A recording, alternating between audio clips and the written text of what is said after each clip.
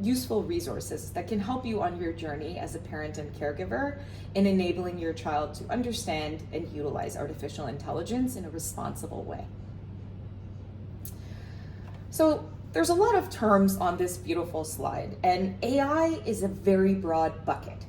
It includes everything from Alexa and Siri to self-driving cars. But within artificial intelligence, according to Wikipedia, you can hear my Alexa off. You can hear my AI actually responding when I talk to it. My apologies to that. Within AI, there's numerous subclassifications. Yes, it is funny that whenever you mention the word, and I do have a few friends who have children with that name, and whenever they say that name, then it responds. So within artificial intelligence, there's numerous subclassifications. Artificial narrow intelligence, some examples you can think of are voice recognition or image recognition or speech recognition, which you just witnessed live.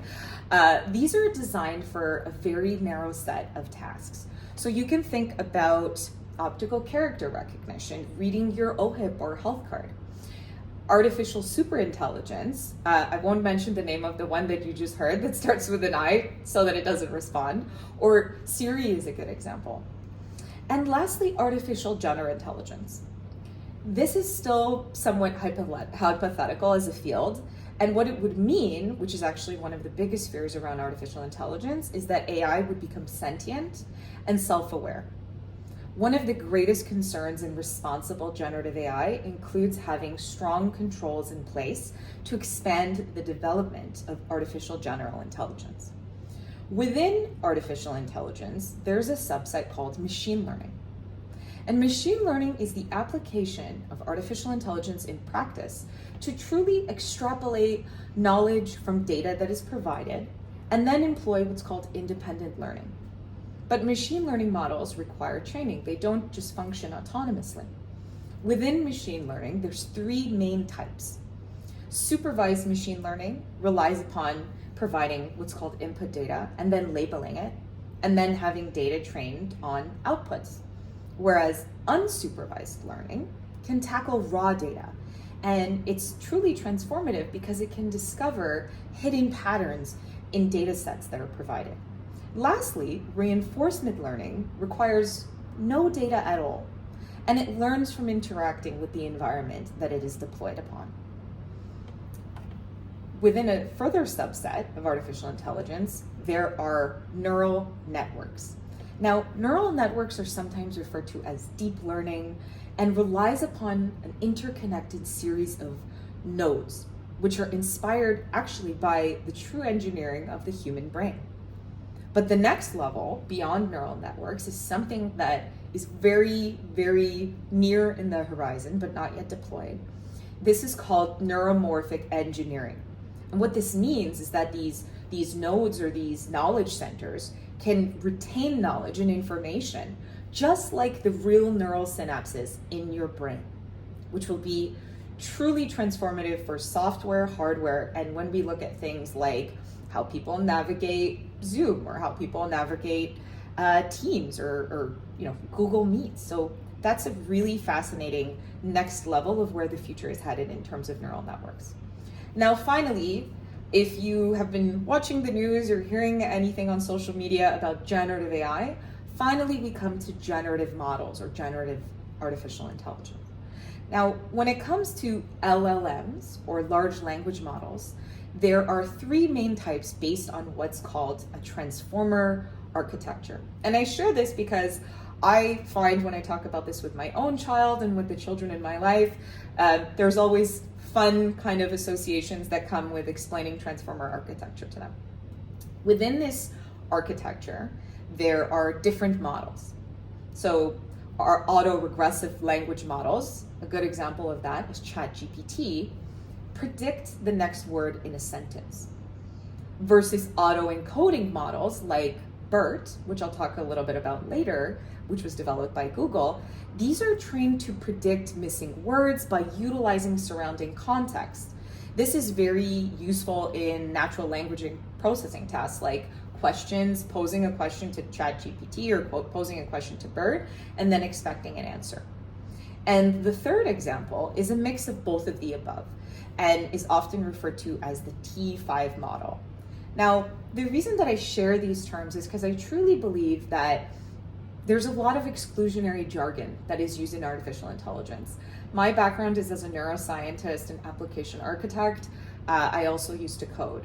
And what I notice is when we start using these terms and these words, it can be very confusing when you're sharing your experiences or you're navigating an experience. And I really hope that sharing these terms helps make artificial intelligence more accessible.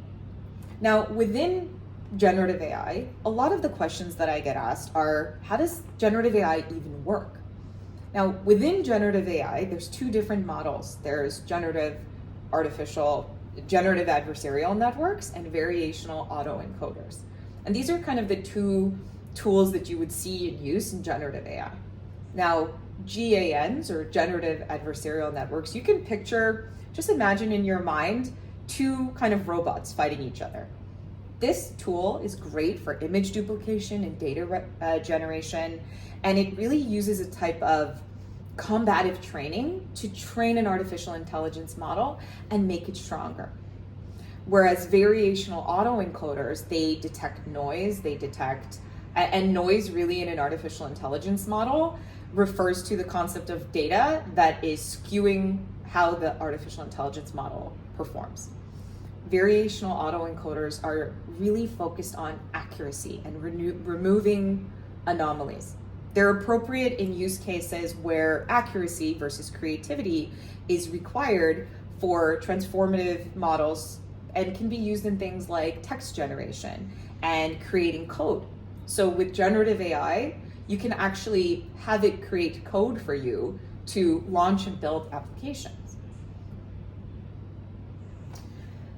So as we look at the evolution of artificial intelligence, AI is having a serious moment in the world right now, but artificial intelligence is not new as it might be to a lot of people that are not familiar with using it. So although we see that OpenAI launched ChatGPT in November of last year, generative AI has actually been around for decades. And when we think about ChatGPT, if we look at things like DALL-E is used for generation of images, and Whisper is used for speech transcription. But artificial intelligence started more than 65 years ago.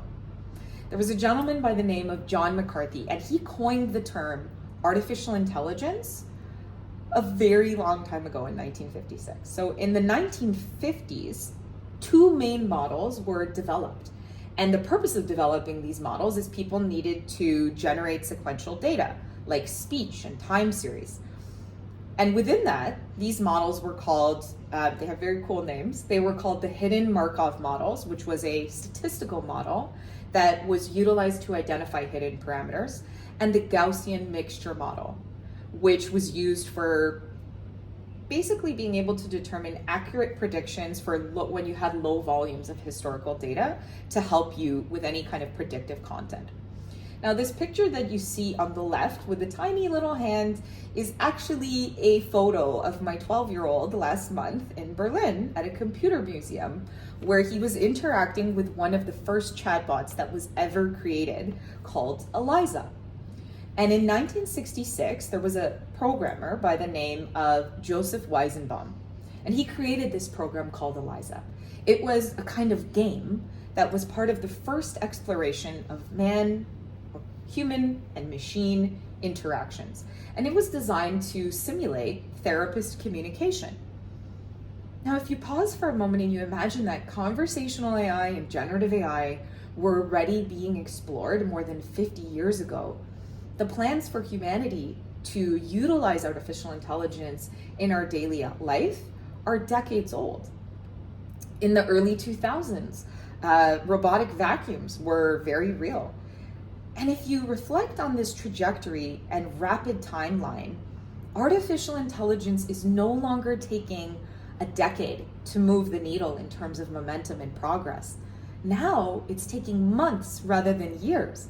And as human adoption continues, so too are we going to see this need to be trained and people need to be trained on how to utilize artificial intelligence, and we're going to continue to see improvements in terms of ease of use for human beings who maybe don't have an IT background.